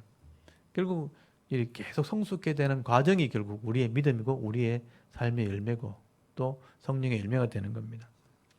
그래서 의의 종으로 우리가 거룩함에 이르라. 거룩함이 구별됨이거든요. 구별됨에 이르라. 그렇게 말하는 거예요. 그 다음에 14번. 죄의 싹은 사망이요. 하나님의 은사는 그리스도 예수 안에 있는 무엇인가요? 영생. 죄의 결과는 마지막에 죽음이죠. 사망이지만 예수님으로 말미암아 우리에게 주어진 은사라는 게 선물이라는 뜻이거든요. 예수님이 준 선물의 마지막이 뭐냐? 영생으로 가는 거예요. 수없는 과정이 거쳐지겠죠. 수없는 과정, 또 실족하고 회개하고 거룩해지고 점점점 성화되어 가겠죠. 마지막에는 영생인 거예요. 영화로 가게 돼요. 영원한 기쁨을 누리는 영화로 가게 되는 거죠. 이게 예수 믿는 사람의 모습이다라고 설명을 하게 되는 겁니다. 그리고 예수님 족보 오랜만에 또 한번 해볼까요? 아담서부터 예수님까지 이게 하나님 구원 계획이죠. 아담의 10대 손, 아담, 셋, 에노스, 게남, 마할랄렐, 야렛, 에녹, 우두스라, 라멕, 노아까지 홍수 심판 이후에 셈 10대 손, 셈, 아르박사, 셀라, 에벨, 벨렉, 누, 수룩, 나올, 데라, 아브람. 우리 사령 강좌 있는 분들은 이거 다 외우시니까 빨리빨리 진행해 되죠. 아브람 다음에는 약속이 이어지죠. 이삭 다음에 왕이 나올 때까지 이삭, 그 다음에 야곱, 그 다음에 유다, 베레스, 헤스론, 람, 아미나담, 나손, 살몬, 보아스, 오벳, 이세, 다윗, 솔로몬 나라가 세워집니다. 그래서 복음을 전하지만 솔로몬이 우상을 섬기는 바람에 나라가 둘로 나눠지죠. 북쪽이 10지파를 가졌지만 실패하는 나라가 됐죠. 그게 여로보암부터 그 호세아까지. 여로보암, 나답, 반역, 바하사, 엘라, 반역, 시므리, 반역, 오므리, 아합, 아하시야, 요람, 반역, 예후, 요아스, 요아스, 여로보암, 미세, 스가랴, 또 반역, 살룸, 머나임, 베가, 살룸, 머나임, 부가이아, 베가, 호세아까지 19명이 망해서 혼혈 족속이 됩니다. 그 다음에 솔로몬의 아들 르호보암부터 나중에 시드기야까지 르호보암, 아비암, 아사, 요사밧, 그 다음에 요람, 아하시야, 아달랴, 요아스, 아마시아, 우시야, 요담, 아하스, 히스기야, 므낫세, 아문, 요시야, 그 다음에 요아스, 요야김, 요야긴, 시드기야 나라가 망하죠. 바빌론 포로 갔다가 돌아와서 여고냐, 스알디엘, 스룹바벨, 그 다음에 아비훗, 엘리야김, 아수르, 사도갈킴, 엘룻, 엘라살, mat단, 야곱, 요셉, 예수님이 태어나서 하나님의 구원이 완성이 되어지죠. 그리고 예수님이 속죄를 이루시고 성령이 오셔서 언약하게 될 때 이 새로운 언약을 믿고 하나님 백성 되면 이 땅에서도 의로운 자, 거룩한 자로 살지만 진짜 영원한 하나님 나라 가게 된다. 그리고 더 이상 돌아올 사람이 없을 때 종말이 오게 된다는 얘기를 성경이 하고 있는 거예요. 이게 하나님의 구원 계획, 창세기부터 요한계시록까지 얘기입니다. 하나님이 죄인들을 구원하시기 위해서 이런 계획을 세우셨다 하는 것을 역사와 성경 속에 기록해 놓은 거예요. 이렇게 안 하면 안 믿는 거예요. 그냥 예수 믿으면 구원받는다 이 한마디만 가지고는 구원받을 수 없어요. 그걸 믿을 수 없어요. 그래서 이런 역사와 이런 성경을 통해서 하나님의 구원을 기록해 놓으셨다. 그게 성경에 대한 이야기입니다. 여러분 오늘은 지난번에 6장까지 했으니까 여러분 6장의 내용이 결국은 한번 보세요. 5장에 가면 믿음으로 받아들이면 5장 1절에 믿음으로 받아들이면 의롭게 되어졌다. 그래서 화평을 누리게 되었다. 이게 하나님의 방법인 거예요. 속죄를 믿음으로 아브라함처럼 믿음으로 받아들이면 거기 4장 23절 위에 한번 보세요. 그에게 의로 여기셨다 기록된 것은 아브라함을 위한 것이 아니요 의로 여기신 바는 우리도 위함이니 곧 예수 우리 주를 죽은 자 가운데 살리신 이를 믿는 자라. 예수는 우리가 범죄한 것 때문에 내어줌이 되고 또 우리를 의롭다 하심을 위해 살아나셨느니라. 그래서 아브라함의 믿음을 하나님께서 인정하신 것처럼 우리도 예수를 믿으면 구원받게 되는 거다. 그렇다면 믿음이 있다면 5장에 그 믿음이 결국은 하나님께 의롭게 되는 거다. 우리가 믿음으로 의롭다 하심을 받았다면 죄 없이 됐기 때문에 하나님과는 화평하게 된 거다. 그래서 우리가 하나님께 기도할 수 있게 되었고 예배할 수 있게 되었고 만날 수 있게 되었고 하나님이 우리를 도와주시게 될 때 만났으니까 도와주잖아요. 그래서 죄를 이기는 삶을 살아가는 존재가 된 거니까 화목하고 기쁨을 누리는 존재가 되었다. 그렇게 설명을 하게 되는 것입니다. 그래서 거기 5장 17절에 한 사람이 범죄해서 다 죽게 되었지만 한 사람이 순종해서 다 의롭게 된 것이다. 그리고 6장에 넘어가면 이제는 죄가 없이 되었다면 세례받는 게 죽었다가 살아난 자가 되었으니까 삶도 그렇게 되지 않겠는가. 그래서 6장에서 삶을 얘기하게 되는 거예요. 5장에서는 믿음으로 의롭게 된 자, 기쁨을 누리는 자가 되었다. 그렇지만 6장에는 삶을 살아야 된다. 그래서 삶에 대한 얘기를 하게 되는데 그게 6장 4절 한번 보세요. 그러므로 우리가 그의 죽으심과 합하여 세례를 받음으로 그와 함께 장사되었다. 죽었다는 거예요. 이는 아버지의 영광으로 말미암아 그리스도를 죽은 자 가운데 살리심 같이 우리를 또한 새 생명 가운데 행하게 하려 합니다. 그러니까 우리가 죄 문제를 하게 된 것은 새 생명 가운데 행하게 하려고 하는 게 뭐냐면 살게 하려고 새로운 생명으로 태어난 사람으로 살아야 된다는 거예요. 그게 우리의 삶을 얘기하는 것입니다. 그래서 거기 10절에 보시면 그가 죽으심으로 그의 죽으심은 죄에 대하여 단번에 죽으시며 그의 살아심은 하나님에 대하여 살아계심이니 이와 같이 너희도 너희 자신을 죄에 대하여 죽은 자요. 죄로는 죽었으니까 죄를 지으면 안 되죠. 왜냐하면 죄의 모습으로는 죽었으니까. 이제 죄를 짓고 사는 게 아니고 그리스도 예수 안에서 하나님에 대하여 살아있는 자로 여길지다. 그러니까 하나님에 대하여라고 돼 있지만 사실은요 하나님을 위하여 살아가는 존재가 되었다. 그렇게 얘기하는 거예요. 그래서 예수 믿으면 죄는 모습으로 죽었으니까 죄를 짓지 말고 하나님을 위하여 살아가는 존재로 살아라. 그래서 12절에 우리의 몸을 이 지체를 사욕에 사욕이 내 욕심에 순종하지 말고 불의의 병기로 들이지 말고 13절 끝에 의의 무기로 들여라. 의를 위해 싸우는 도구로 내 몸을 써라. 그래서 죄가 주장하지 못하도록 그렇게 해라. 그리고 거기 19절 한번 보세요. 19절. 너희의 육신이 연약함으로 내가 사람의 예대로 말하노니. 알아듣게 설명하는데 전에 너희가 너희 지체, 몸을 부정과 불법에 내어주고 불법에 이르가는 같이 이제는 너희의 지체를 의의 종으로 내어주고 거룩함에 이르라. 내 몸 지체를 의의 종으로 내어줘라. 의지가 그렇게 따라가라. 그래야 거룩함에 이르게 된다. 그래서 그 거룩함의 열매가 결국은 영생이 되는 거다. 죄의 싹은 사망이지만 하나님의 은사의 마지막은 영생이라. 거기 22절에 보면 6장 22절에 그러나 이제는 너희가 죄로부터 해방되고 죽었으니까 해방됐다는 거예요. 하나님께 종이 되어 거룩함에 이르는 열매를 맺었으니 그 마지막이 바로 영생이라는 거예요. 그러니까 하나님의 종, 하나님 말씀을 따라가다 보면 힘들지만 때로 넘어지기도 하지만 계속 따라가다 보면 영생으로 간다. 그게 하나님의 방법이다라고 설명하는 거예요. 근데 이제 7장에 넘어가면요, 이제 인간의 근본적인 이제 고통의 문제가 나옵니다. 그렇게 인식이, 이때까지 설명했던 건 인식, 생각이에요, 생각. 우리 생각 속에는 이런 생각을 가지고 살아가라. 죄의 종이 아니고 의의 종으로 살아가라. 근데 실제 삶에서는 잘 안 된다는 거예요. 그게 7장에 대한 문제예요. 근데 실제 삶 속에서는요, 죄를 이겨야지, 나는 죄인이 아니니까 이렇게 살아야지, 마음에 선한 것을 자꾸 생각하려고 하는데 실제 마음속에서는 그 죄가 없어지지 않고 계속 나를 괴롭힌다는 거예요. 그게 죄성, 내 속에부터 가지고 태어난 죄성을 말하는 거예요. 그게 죽을 때까지 존재하고 있다는 것을 설명하게 되는 거예요. 이게 이제 가장 성숙한 그리스도인의 가장 문제인 거죠. 여기까지 고민을 하게 되는 거죠. 그래서 7장이 그걸 바울이 설명하는 겁니다. 보세요. 7장부터 이제 잘 보십시오. 오늘 배워야 될 내용이에요. 형제들아, 내가 법 아는 자들에게 말하노니 너희는 그 법이 사람이 살 동안 그를 주관하는지 알지 못하느냐. 그래서 법 아는 자가 뭐냐면 율법에 대한 또 법의 원리를 아는 사람이니까 법 이런 개념으로 내가 설명을 할게, 이렇게 설명하는 거죠. 2절에 남편이 있는 여인이 남편 생전에는 법으로 그에게 매여 있는 바 되나 그 남편이 죽으면 남편의 법에서 벗어나느니라. 그러니까 결혼이라는 법을 가지고 설명하는 거예요. 그러니까 한 사람의 남녀가 결혼하면, 법대로 결혼하면요, 그 남자와 그 여자를 서로 사랑하고 섬겨야 되는 법에 묶이는 거죠. 그래서 한 남자 한 여자를 사랑하고 섬겨야 되는 거죠. 다른 여자 다른 남자를 사귀면 안 된다는 거예요. 근데 거기에서 그렇게 결혼해 놔놓고 다른 여자 다른 남자 사랑하게 되면 법을 어긴 거니까 처벌을 받아야 된다는 거죠. 그러니까 남편이 살아있을 때는 그 법에 적용이 되는 거예요. 근데 만약에 남편이 죽었다? 그러면 다른 남자를 사귀어도 되는 거죠. 그 남편이라는 법에서 벗어났으니까.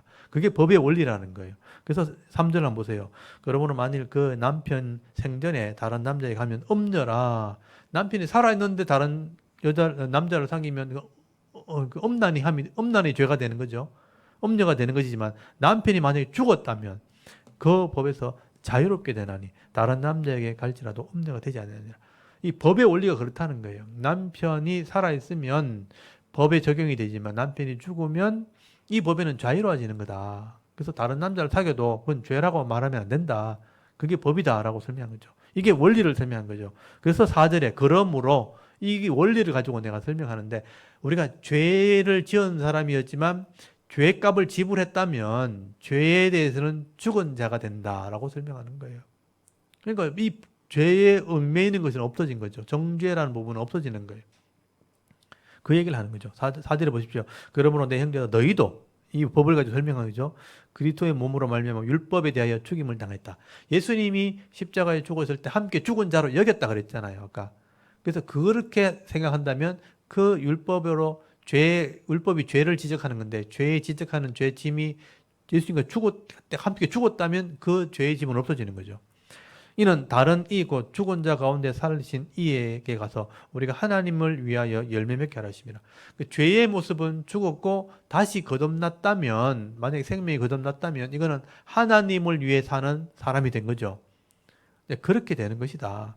그래서 5절에 보면 우리가 육신에 있을 때는 율법으로 말미암아 죄의 정욕이 우리를 지체 중에 역사하여 우리로 사망을 위하여 열매를 맺게 되었나니 죄를 그대로 있을 때는 사망으로 가겠지만 6절에 이제는 예수 믿고 죄는 죽고 거듭났다면 우리가 얼매였던 것, 여기 얼매였던 게 뭐냐면 죄의 짐이거든요. 죄의 짐에 대해서는 죽었다. 죽었으니까 죄에서는 자유로워진 거죠. 죽었으므로 율법에서 벗어났나니, 율법은 죄를 지적하는 것에 정죄에서는 벗어난 거죠. 벗어났나니 이러므로 우리가 영의 새로운 것으로 섬길 것이요. 영의 새로운 건 뭐냐면 성령으로 주시는 마음으로 섬기는 삶을 살게 됐다. 그래서 율법에 묵은 것으로 아니할 것이라. 그래서 율법의 글로 쓴 것으로 하는 게 아니고 내 마음, 내 속에 성령으로 말미암아 새로운 깨달음으로 살아가는 존재가 되었다는 거예요. 그래서 육신의 죄의 모습으로 살아가는 게 아니고 성령으로 살아가는 존재가 되었다라고 말하는 것입니다. 그래서 7절 그런즉 우리가 무슨 말하리요? 율법이 죄냐? 그럴 수 없나? 여기서 다른 논제가 나오죠. 그러면 율법이 죄를 지적하는 것 자체가 율법 자체가 죄냐? 율법 자체는 죄가 아니죠. 죄를 알게 하는 역할이죠. 그럴 수 없느니라 그랬죠. 요거 이해되시죠? 율법 자체는 죄가 아니죠. 죄를 하나님 주신 법이니까 그럴 수 없느니라. 율법으로 말미암지 않고는 내가 죄를 알지 못하였으니 곧 율법이 탐내지 말라 하지 아니했다면 내가 탐심을 알지 못하였으리라. 그래서 탐심이 죄지 율법은 죄가 아니죠. 율법은 탐심이 죄라고 지적하는 거죠. 이해되셨죠? 예. 그래서 8절 보십시오. 그러나 죄가 기회를 타서 계명으로 말미암아 내 속에서 온갖 탐심을 이뤘나니 이는 율법이 없으면 죄가 죽은 것이라. 여기 보시면 죄가 기회를 타서 할 때 죄가 하는 게 죄. 이게 죄성. 내 속에 있는 죄성이에요. 죄성. 죄를 짓게 하는 속성. 이게 이제 내 속에 있는 거예요. 이거는 겉으로 드러나지 않는 거죠. 이 죄가 계명, 율법이라는 이 명령을 가지고 내 속에 탐심을 이루게 한다. 탐심을 가지도록 한다. 그래서 이는 율법이 없으면 죄가 죽은 것이라. 그러니까 율법이 지적하지 않으면 이 죄가 드러나지 않는다. 죄는 죽은 것이다. 그렇게 설명하는 거죠. 그래서 구절을 보십시오. 전에 율법을 깨닫지 못했을 때는 내가 살았더니 계명이 이름에 죄는 살아나고 나는 죽어도다. 율법을 깨닫기 전에, 그러니까 율법이 죄라고 말하기 전에는 그냥 내가 내 마음대로 막 살았었는데, 계명을 통해서 내가 이렇게 죄를 지적하고 나니까 결국 죄가 나를 지배하는 그런 존재가 되었다. 그래서 10절에 보면 생명에 이르게 할 그 계명이 내게 대하여 도리어 사망에 이르게 되었다. 그래서 이제 이 계명이 잘못된 건 아닌데 죄성이 계명을 이용해 가지고 내가 죄를 짓는 사람으로 낙인을 지킨다는 죄인이 되어버리는 그런 삶을 살게 되었다. 계명을 통해서 죄인을 만드는 그런 역할을 하게 만들었다. 죄라는 속성이 나를 그렇게 지배하게 되었다 하는 얘기를 하게 되는 거예요. 그래서 11절 보세요. 죄가, 이 주제가 죄죠. 죄가 기회를 타서 계명으로 말미암아 나를 속이고 거짓으로 나를 죽였느니라. 너는 의인이 아니고 죄인이다 하는 낙인을 찍어버린 게 죄라는 속성이라는 거죠. 그래서 계명은 죄를 덜 주어서 회개시키는 역할을 해야 되는 건데 죄가 도리어 더 죄인으로 만들어버리는 역할을 했다는 거예요. 그래서 12절에 이로보건대 율법은 거룩하고 계명도 거룩하고 의로우며 선하도다. 율법 자체는 거룩한 거죠. 선한 건데 13절 그런즉 선한 것이 내게 사망이 되었느냐? 그럴 수 없느냐? 오직 죄가 죄로 드러나기 위하여 선한 그것으로 말미암아 나를 죽게 만들었으니 이는 계명으로 말미암아 죄로 심히 죄되게 하려 함이라. 그래서 이제 죄가 원래는 내 속에 있는데 몰랐는데 계명이 와서 내가 죄인인 것을 드러나게 될 때 죄가 살아나 버려가지고 너는 죄인이다. 더 이상 너는 구원받지 못한 존재다 하고 낙인을 찍어버렸다는 거죠. 그래서 14절에 우리가 율법은 신령한 줄 알거니와 나는 육신에 속하여 죄 아래에 팔렸도다. 그래서 15절에 내가 행하는 것은 내가 알지 못하노니 곧 내가 원하는 것은 행하지 않냐고 도리어 미워하는 것을 행함이라. 그래서 이런 죄 문제를 해결하지 못하게 되어질 때에 내 생각 속에는 나는 죄를 해결했다, 구원받았다라고 생각을 했는데 내 속에 있는 죄가 자꾸 일어나서 너는 죄인이라고 자꾸 몰아간다는 거예요. 그래서 원하지 않는 일을 자꾸 행하게 만드는 그런 일들이 속에서 계속 일어난다는 얘기를 하고 있는 겁니다. 그래서 16절 한번 보십시오. 만일 내가 원하지 아니하는 그것을 행하면 내가 이로써 율법이 선한 것을 시인하노니 이제는 그것을 행하는 자가 내가 아니요 내 속에 거하는 죄니라. 죄가 나를 계속 죄를 짓게 만들고 있다라고 말하는 거예요. 18절에 내 속 곧 내 육신에 선한 것이 거하지 아니하는 줄 아노니 원함은 내게 있으나 선을 행하는 것은 없노라. 내가 원하는 바 선은 행하지 아니하고 도리어 원하지 아니한 바 악을 행하는도다. 이게 내 속에서 일어나는 죄성을 얘기하는 거예요. 그래서 생각으로 예수 믿고 구원받았으니 내가 의롭게 되었다. 생각은 있어요. 근데 내 인격 속에 죄성이 아직 남아 있어가지고 그것이 계속 악을 행하도록 나를 부추기고 살아가는 존재가 내 속에 있는 거예요. 이거를 부인할 수가 없는 거예요. 이게 우리의 현재 모습이다. 20절 보세요. 만일 내가 원하지 않는 그것을 하면 이를 행하는 내가 아니요 내 속에 거하는 죄니라. 그러니까 내 이성, 내 생각이란 게 있어요. 근데 내 생각 외에 또 다른 죄를 짓게 하는 존재가 하나 더 있는 거죠. 이게 죄성이라는 거예요. 이건 드러나지 않는 거예요. 그래서 이거 성경이 말하지 않으면 몰랐던 거예요. 악한 생각, 거짓, 내가 뭐 분을 내고 화를 내는 것, 미워하는 것, 또 뭐 악한 계획, 내가 저 사람 죽여야지, 저거 훔쳐야지, 아니면 내가 이렇게 부정을 행해서라도 내가 잘 돼야지. 욕심이 있잖아요. 그래서 내가 시험에 합격하려면, 높은 지위에 올라가려면 뇌물을 좀 줘야 되는데, 아니면 이것을 훔쳐야 되는데, 아니면 이렇게 부정을 행해야 되는데, 이거를 내가 계획을 해서 하려고 하는 생각이 나오는 거예요. 정상적으로 이렇게 살아가야 되는 지식이 있음에도 불구하고 이런 죄성이 계속 올라오는 거예요. 그 죄성을 따라서 내가 행하게 될 때 내 이성이 행하는 게 아니고 내 속에 있는 죄가 나를 그렇게 행하게 하는 거다. 그렇게 하는 죄성이 아직 내한테 존재하고 있는 걸 알게 된 거죠. 그래서 그 21절 보세요. 그러므로 결론이잖아요. 내가 한 법을, 이거는 변하지 않는 법인 거예요. 법을 깨달았는데, 바울이 깨달은 거죠. 곧 선을 행하기 원하는 나, 내 이성에 악이 함께 존재하고 있다. 이게 인간의 본성이에요. 이거는 누구도 부인할 수 없는, 모든 사람에게 이 땅에 태어나면서 생기는 것들이에요.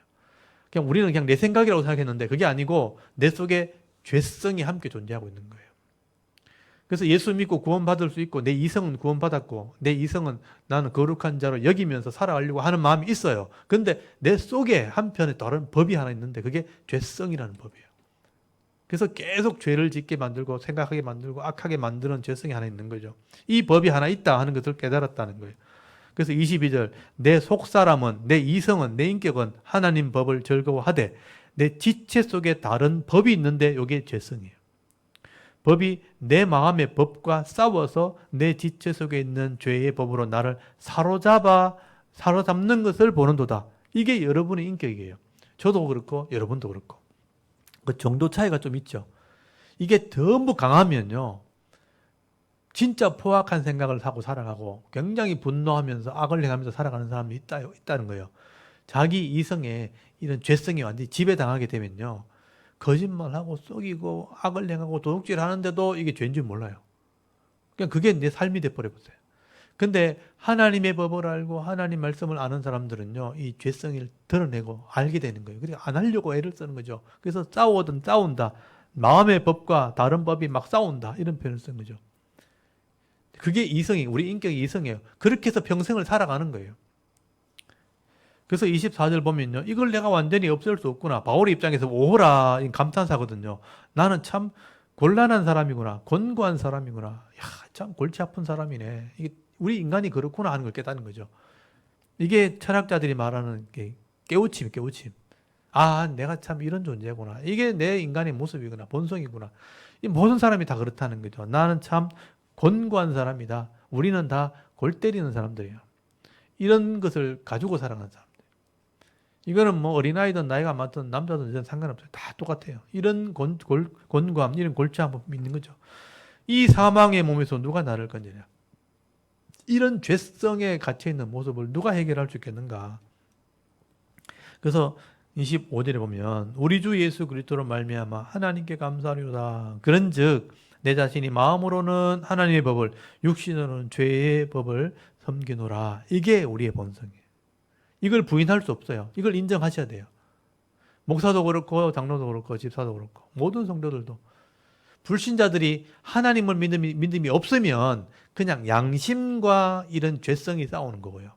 우리는 하나님의 말씀과 우리 죄성이 싸우는 거예요. 그런 차이가 있지만 항상 이런 죄성과 싸우면서 살아가는 게 우리 존재예요. 그래서 마음의 법으로는 하나님 법을 따라가려고 하고 육신의 속성 속에서는 죄의 법에 이렇게 묶여 있구나. 이걸 완전히 해결할 수 없다.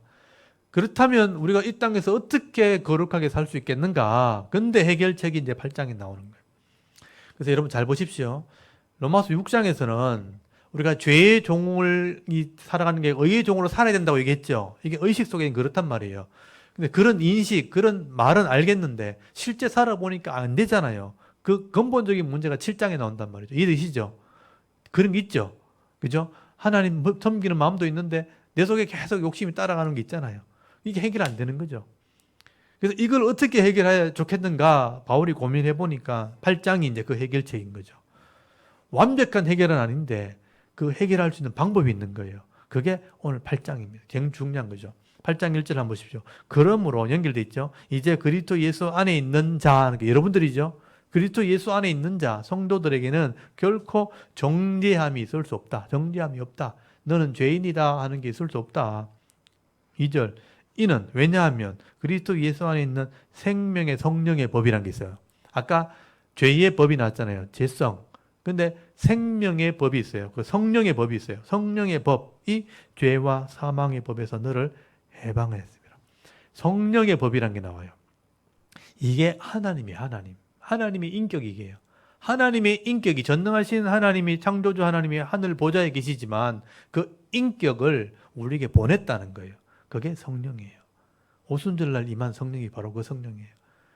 그게 성령 시대인 거예요. 그래서 3절에 보면 율법이 육신으로 말미암아 연약하여 할 수 없는 그것을 하나님은 하신다고 돼 있잖아요. 하나님이 방법을 줬다는 얘기죠. 곧 죄로 말미암아 자기 아들을 죄 있는 육신의 모양으로 보내사 육신의 죄를 정하사 육신의 죄인으로 정해놓고 육신을 따르지 않고 그 영을 따라 행하는 우리에게 율법의 요구가 이루어지게 하려 하심이라. 그 영을 따라 행하는 삶으로 율법의 요구, 율법을대로 살아야 된다는 요구를 이뤘다. 그게 예수님이에요. 예수님을 통해서 그걸 본을 보여줬다는 거예요.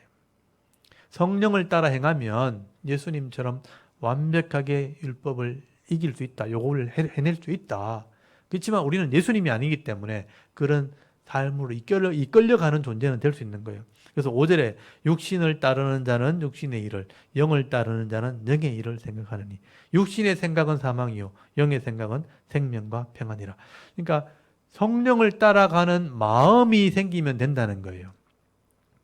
그래서 육신을 따라 계속 가면 결국 사망으로 끝나겠지만 영을 따라 계속 가려고 하면 평안이 주어진다. 여기 생명과 평안하는 거 보이죠? 영생도 없고 이 땅에서 평안도 없는다. 여기 두 가지가 있는 거예요. 생명도 없고 평안도 없는다. 이게 성도가 누리는 복입니다. 그러니까 여기서 완벽하게 완전히 영생이 이루어지는 게 아니죠. 땅에서 아니죠. 그렇지만 평안을 누릴 수 있는 존재인 거예요. 세상에 뭐 죄 속에 있고 내 속에 죄 속에 있어요. 근데 그 안에서 평안을 누릴 수 있도록 허락하셨다.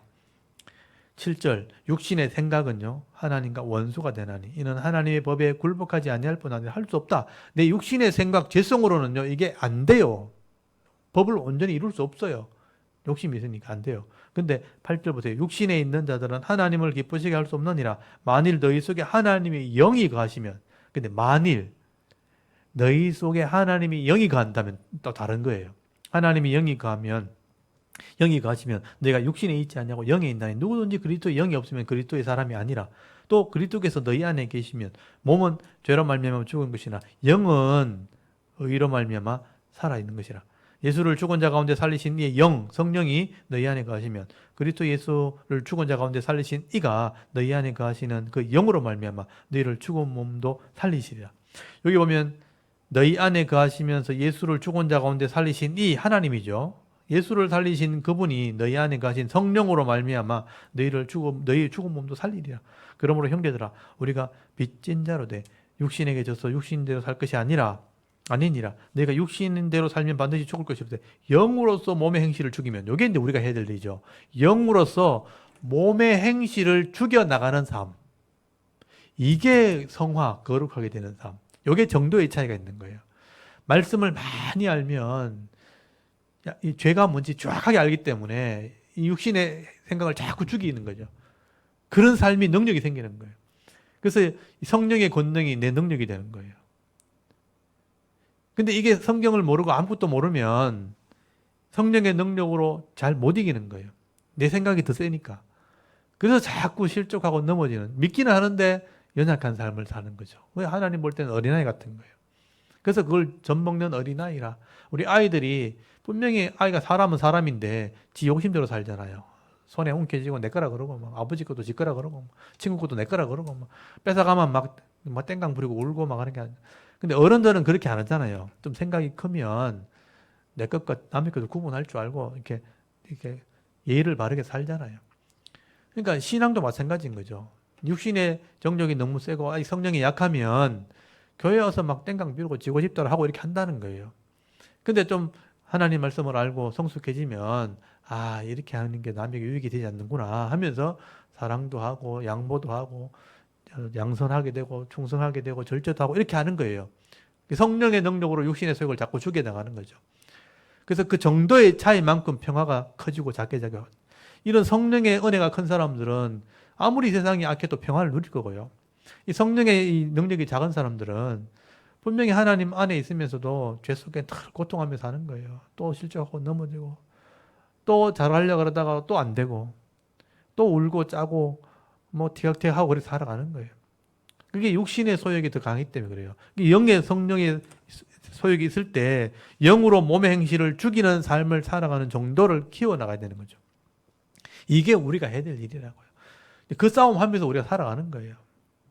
그렇다고 우리가 지옥 가는 게 아니죠. 성령으로 거듭났으니까. 이 땅에서 평화를 누리는 정도가 차이지. 결국 천국은 다 가요. 이해되십니까? 삶의 정도의 차이인 거죠. 그래서 더 아름답고 평화로운 삶을 살고 싶다. 성령의 은혜를 더 충만하게 살면 되는 거예요. 나는 그냥 이 정도면 됐다. 내 마음대로 살란다 하면 계속 예수 믿는데도 그냥 골치 아픈 삶을 사는 거예요. 그게 좋으면 그렇게 사시면 되고 더 큰 은혜를 누리고 싶으면 성령의 은혜를 더 누리시면 되는 거예요. 그래서 14절 보세요. 무릇 하나님의 영으로 인담을 받은 사람은 곧 하나님의 아들이라는 거예요. 하나님의 아들이라는 것 의미에는요, 상속권이 있다는 거죠. 천국의 것을 미리 상속받을 수 있는 거예요. 이 땅에서도 천국을 누릴 수 있다는 뜻이에요. 이게 얼마나 영광스러운 건지 몰라요. 이 땅에 있으면서도 하늘의 상속자로 사는 거예요. 그래서 15절에 너희는 다시는 무수하는 종의 영을 받지 않냐고 양자의 영을 받았으므로 우리가 아빠 아버지라 부르지 않느니라. 하나님의 상속자니까 우리가 아들인 거죠. 그래서 하나님을 아버지라 부르는 거예요.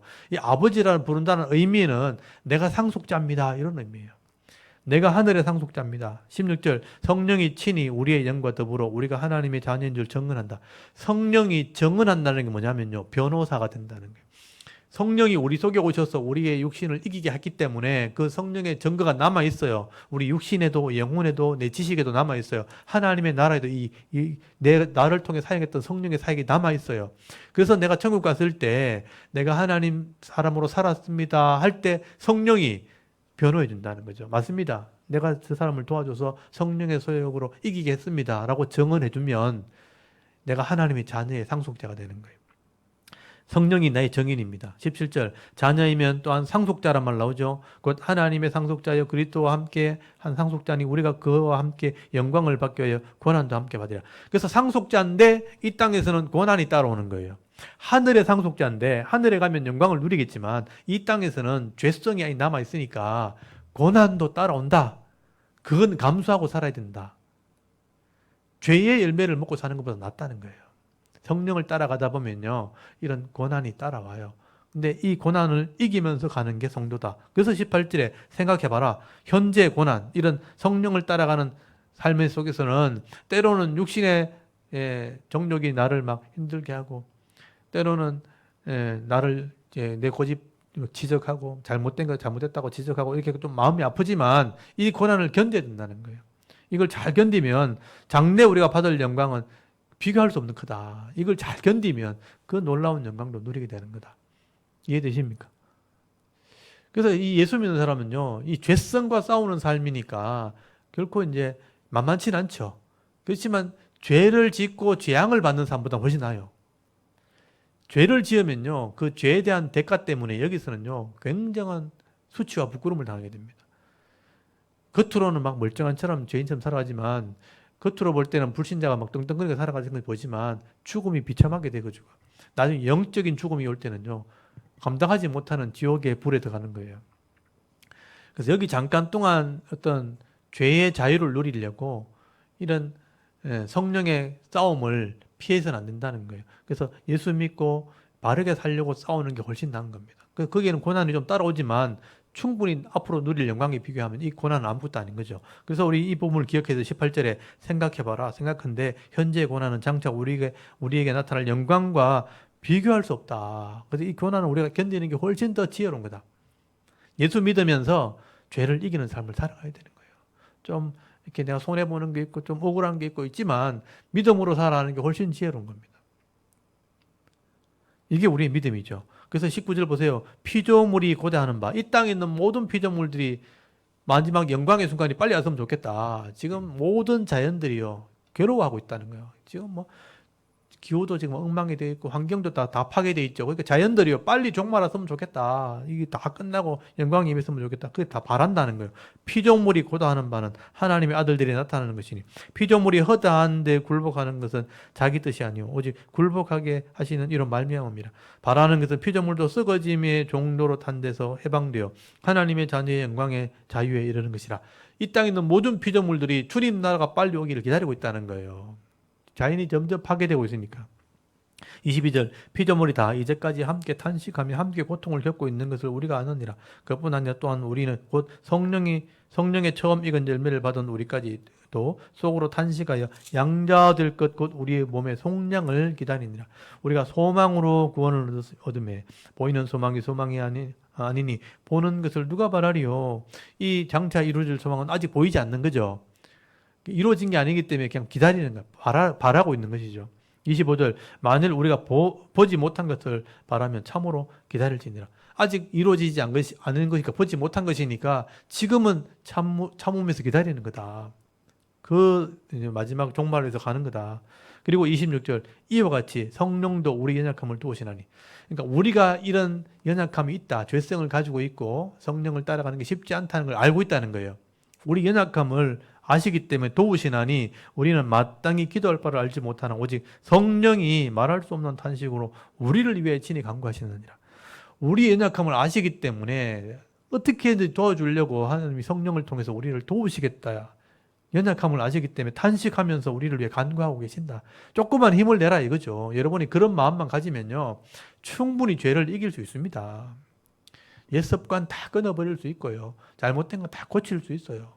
성령의 도우심으로 할 수 있습니다. 그런 은혜를 살아가라. 27절 마음을 살피시는 이가 성령의 생각을 아시나니 이는 성령이 하나님의 뜻대로 성도를 위하여 간구하심이라. 우리가 알거니와 하나님을 사랑하는 자 곧 그의 뜻대로 부르심을 입은 자들에게는 모든 것이 합력하여 선을 이루니라. 모든 방법을 통해서 선한 쪽으로 가게 하시는 분이 하나님이에요. 그래서 여러분 항상 선을 따라가려고 애를 쓰면요, 항상 선으로 가게 돼 있습니다. 성령을 통해서 이루시는 거죠.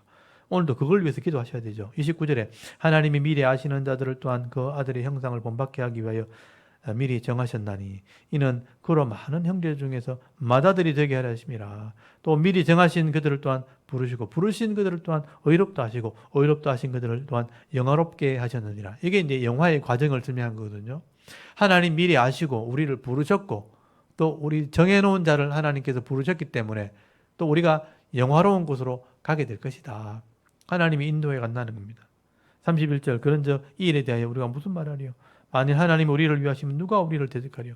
하나님께서 우리를 정해졌고 부르셨고 또 인도해 가신다면 누가 과연 우리를 대적할 수 있겠는가? 이런 믿음이 좀 필요하다는 얘기예요. 그러니까 믿다가 좀 포기하지 말라는 얘기죠. 믿다가 좀 안 된다고 또 내가 원하는 대로 안 된다고 신앙을 포기하는 사람은 진짜 믿지 않는 겁니다. 진짜 믿는다면 하나님이 우리를 도우신다.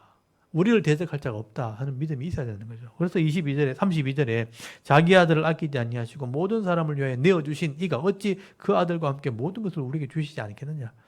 아들을 주신 분이 뭘 주시지 않겠느냐. 우리를 도와주기 위해서 뭘 하지 않겠는가.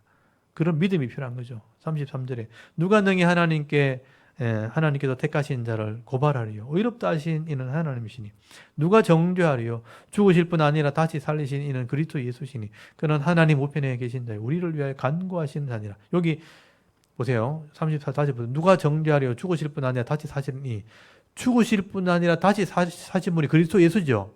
그리스도 예수시니 그는 하나님 우편에 계신 자요 우리를 위하여 간구하시는 우리를 위해 간구한다고 돼 있죠.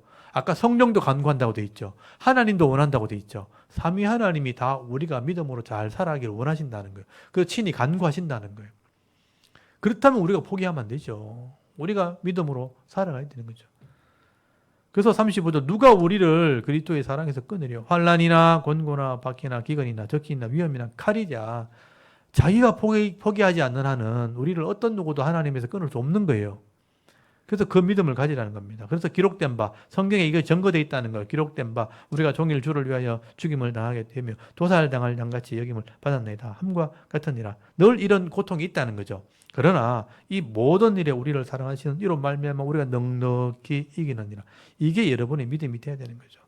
이런 고통이 분명히 이 땅에 있지만 우리가 넉넉히 이기게 되어 있다. 바른 믿음만 가지고 있으면. 내가 포기하지만 않으면.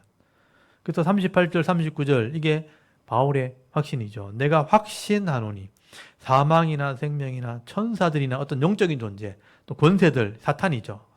권세들이나 현재 일이나 장래일이나 또 장래일이나 능력이나 높음이나 깊음이나 다른 어떤 피조물이라도 우리를 우리 주 예수 그리스도 안에 있는 하나님의 사랑에서 구원 계획, 하나님의 이 구원 계획에서 끊을 수 없다. 하나님의 그 큰 사랑에서 끊을 수 없으리라.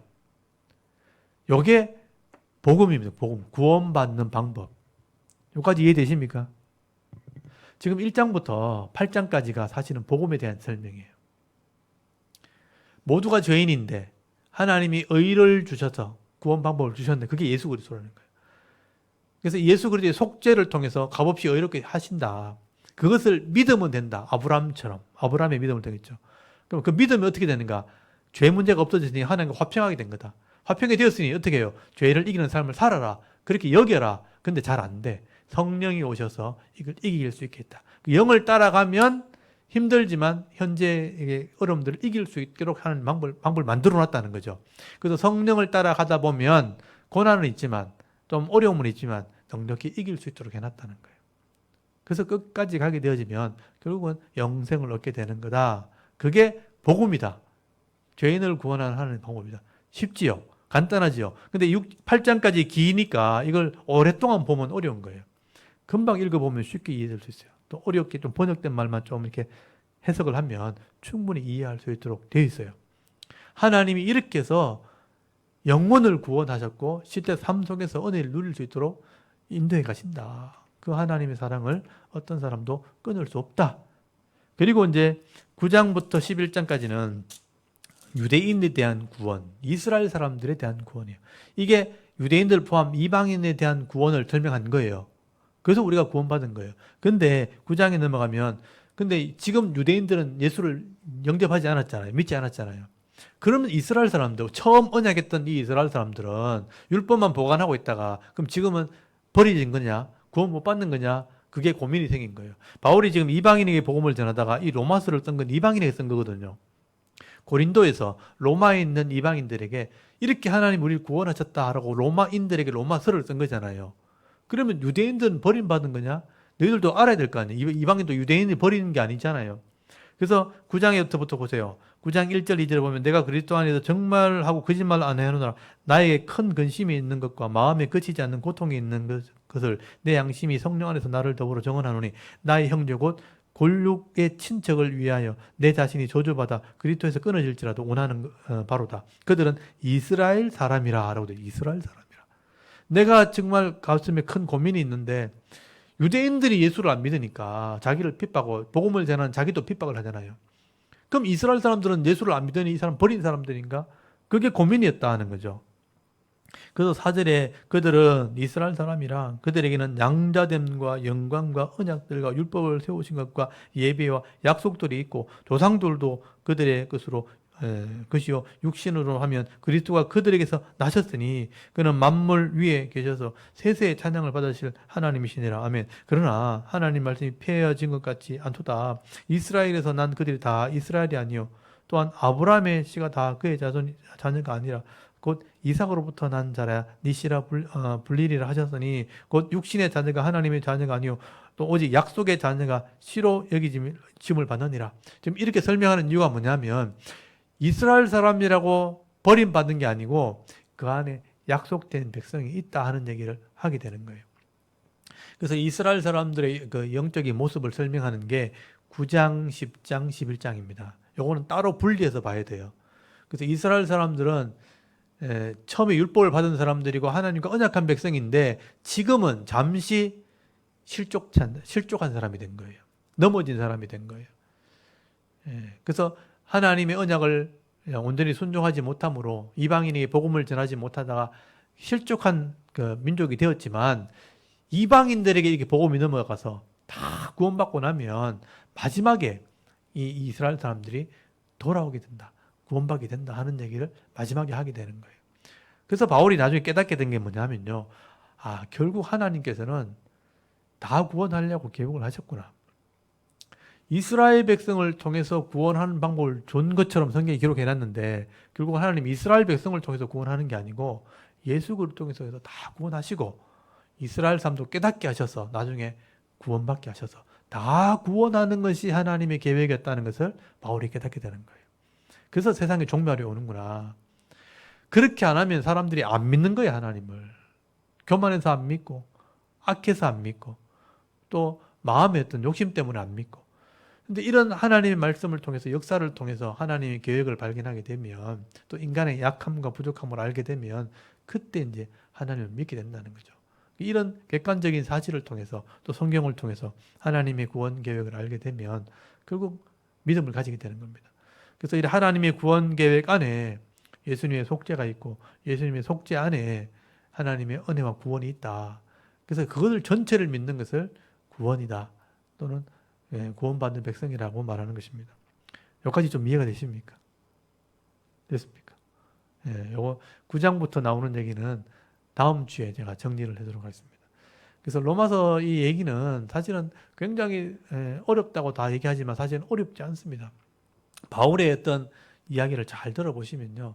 에베소 교회에서 이걸 가르쳤다는 거예요. 3년 동안 가르치고 구원받은 백성이 되게 했고 그리고 구원받은 백성으로 어떤 삶을 살아야 되는가 하는 건 12장부터 나오거든요. 그건 율법에 대한 설명이에요. 이렇게 구원받았으니 율법을 가지고 죄를 이기는 삶, 죄를 뭔지를 자꾸 구별해서 이걸 죄를 짓지 않도록 하는 삶을 사는 것이 우리의 최선이다. 이게 완벽하게 가는 게 아니고 최선이다. 그렇게 하면 이 죄 많은 세상 속에서도 그나마 평안도 누릴 수 있고 복도 누릴 수 있는 존재가 되는 거다. 그래서 세상 사람들보다는 더 좀 다른 모습으로, 구별된 모습으로, 더 성숙한 모습으로, 아름다운 모습으로 살아갈 수 있게 되는 겁니다. 그게 이 땅에 있는 성도구나 하는 것을 알게 되는 거죠. 그래서 로마서 전체를 보시면요. 복음에 대한 얘기와 이스라엘 사람들의 구원에 대한 얘기와 구원받은 사람의 삶에 대한 얘기 이렇게 세 개로 나눠져 있다는 거 꼭 기억하시고 다음 주 오시면 또 차근차근 설명을 드리도록 하겠습니다. 오늘은 이제 한참 동안 쉬었다가 첫 개강이기 때문에 로마서 오늘 7장, 8장 중요한 핵심적인 부분 죄성에 대한 문제, 죄성을 이기는 성령에 대한 문제 그게 7장, 8장에 기록되어 있습니다. 이해되시죠? 요거 집에 가서 또 꼭 한번 읽어보십시오. 집에 가셔서 제가 이제 빠르게 제가 설명드린 부분이기 때문에 그 번역된 부분을 조금 이렇게 제가 설명드렸던 부분을 참고해서 6장부터 차례대로 쭉 읽어보시면 예수 믿는다는 게 이런 인식의 변화를 얘기하는 거구나. 그리고 실제 삶 속에서는 성령의 사역이 중요하구나. 성령의 사역 안에 감춰진 게 뭐냐면요. 성령은 기록된 말씀을 알게 하는 영이기 때문에 말씀을 많이 알 때 성령을 체험할 수 있게 되는 거예요. 성령 체험이라는 것은 말씀을 통해서 주어지도록 되어 있는데 이걸 이해하지 못하면 어떤 귀신을 받는 것처럼 무당이 신접하는 것처럼 어떤 기도하다가 뭐 성령이 오는 것처럼 막 내가 막 어떤 영적인 체험이 있어야 되는 것처럼 이렇게 오해를 하는데 그건 절대 잘못된 겁니다. 그렇게 오는 것은 귀신의 영밖에 없어요. 성령은 절대로 말씀을 벗어나지 않습니다. 말씀을 통해서 주어지는 거죠. 그래서 성령의 소욕을 따라가는 것, 성령에 충만하는 것은 말씀을 많이 배우고 알게 되면요. 이 성경은 주야로 성도들이 묵상하도록 되어 있는데 그렇게 안 하니까 성령의 역사가 우리가 별로 없는 거예요. 그래서 매일 어릴 때부터 묵상하고 나이가 들어도 성경을 늘 읽고 묵상하면요. 이 성령의 생각이 나를 지배하게 되면 육신의 이런 약함을 다 이길 수 있습니다. 죄성을 다 이길 수 있습니다. 완벽하진 않는데 때로는 실수하지만 이겨나가는 힘이 생기는 거예요. 그게 성도입니다. 그래서 우리가 웃을 수 있고 평안할 수 있고 감사할 수 있는 거예요. 이게 이제 고수가 되면 참 은혜의 삶을 살게 되는 고수끼리 만나면 이래 은혜가 이렇게 느껴집니다. 은혜의 삶을 살아가는 그런 성도들이 다 되었으면 좋겠습니다. 그래서 저는 샤론교회 성도들과 또 이 성경 강좌를 듣는 모든 분들이 이런 성령의 은혜의 고수가 되어야 돼요. 그래서 이제 웬만한 죄는 그냥 다 이길 수 있어야 됩니다. 그래서 잘못한 사람들 고쳐주고 모르는 사람들 가르쳐주고 이런 사역을 하는 게 정말 우리 성도들이 해야 될 일인 거죠. 그래서 우리가 말씀을 잘 듣고 깨달으셔서 한 주간 또 말씀을 묵상하시면서 이런 은혜를 누리는 성도가 될 수 있도록 기도하시면서 한 주간 또 승리하실 수 있길 바랍니다. 우리 잠깐 기도하고 마치겠습니다. 하나님, 대구 샤론교회 이 성경 강좌를 통해서 또 이 로마서 말씀을 다시 한번